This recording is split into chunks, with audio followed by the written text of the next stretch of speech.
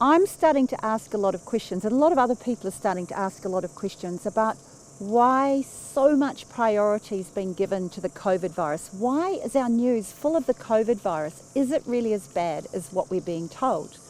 And one way to think about it is to look at how many deaths there are from COVID compared from other causes. So in New Zealand, for example, roughly 35,000 people die per year, so roughly 100 people a day. And the main cause is heart attacks, accidents is a big cause, cancer is a big cause, suicides is a big cause. There's a whole range of causes, old age type deaths from influenzas and different things. There's changes to the statistics over time, so it's a little bit hard to follow.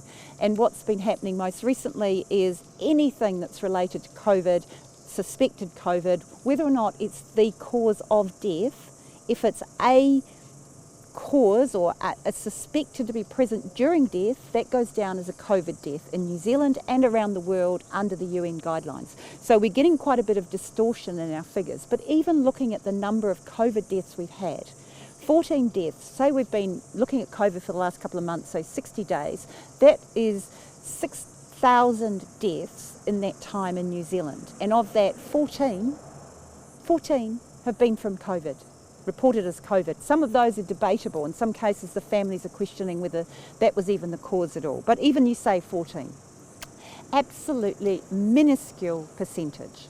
And even in the countries where COVID is causing a major relative problem, their overall death rate is very similar this year to the death rates every other year. But what's happening is a whole range of other deaths are being reported as COVID rather than as influenza or pneumonia or heart attacks or all of the other normal causes of deaths. So on the one hand, we've got actually a very low death rate from COVID in New Zealand, and even around the world it's not exceptional. But the other thing is how many deaths and how much hardship is being caused because we've got so much emphasis on COVID. We've got people locked up at home, afraid to go to the doctors. We've got people in domestic violence situations.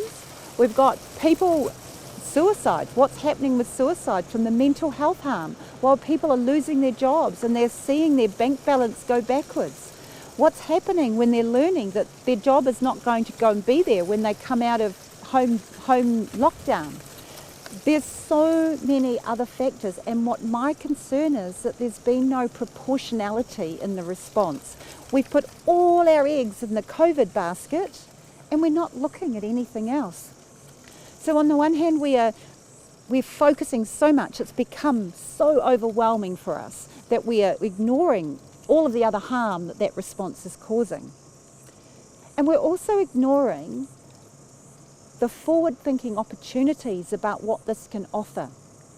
Because we've been talking for decades that the world needs to change, that we've got a climate crisis, that we've got a water crisis with all the pollutants, we've got dairy farming crisis, we've got economic crises, we've got so many crises. We've been talking and talking and talking.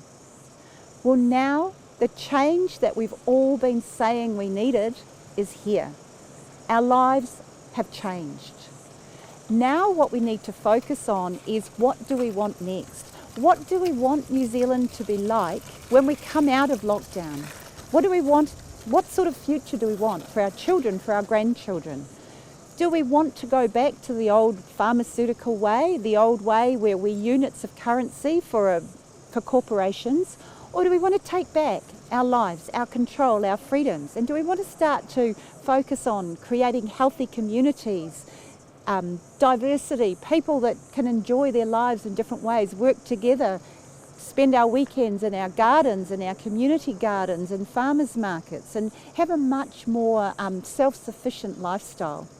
I know which future I prefer for us, but I'm really, really encouraging others to think about that. Think about what we do want, because we've spent an awful lot of time worrying about what we don't want.